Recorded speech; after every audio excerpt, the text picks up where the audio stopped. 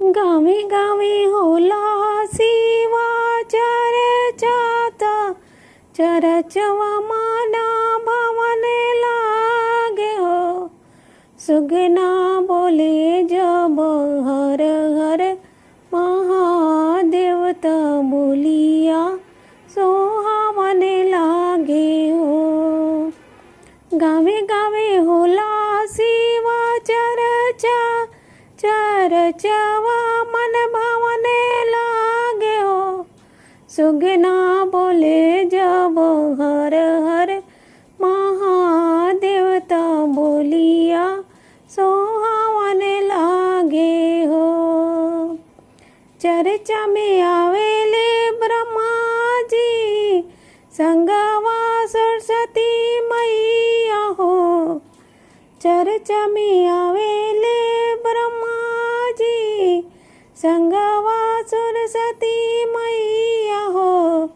सुगना लोरावे से धोवेला चरनावा नयनवा जैसे सावन लागे हो।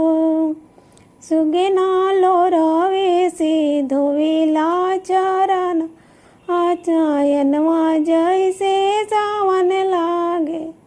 सुगना बोले हर हर देवता बोलिया सोहावन लागे हो।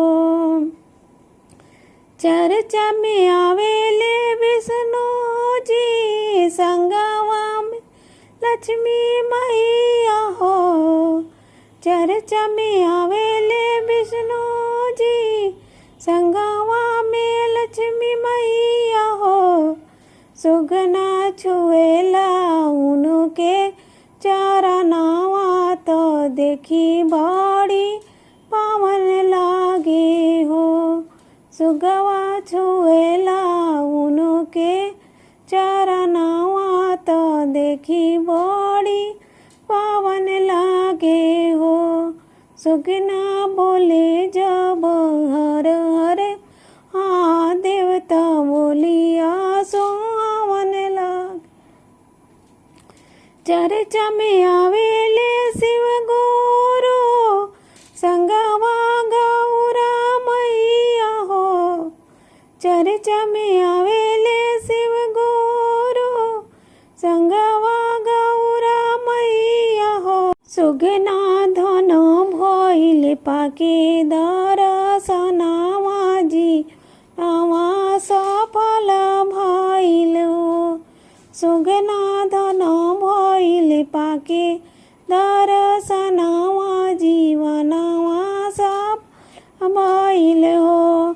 सुगना बोले जब हर हर देवता बोलिया सोहावन लागे।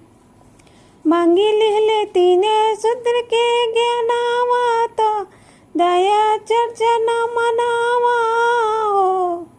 मांगी लिहले तीने सूत्र के ज्ञानावा तो दया चर्चा न मनावा हो।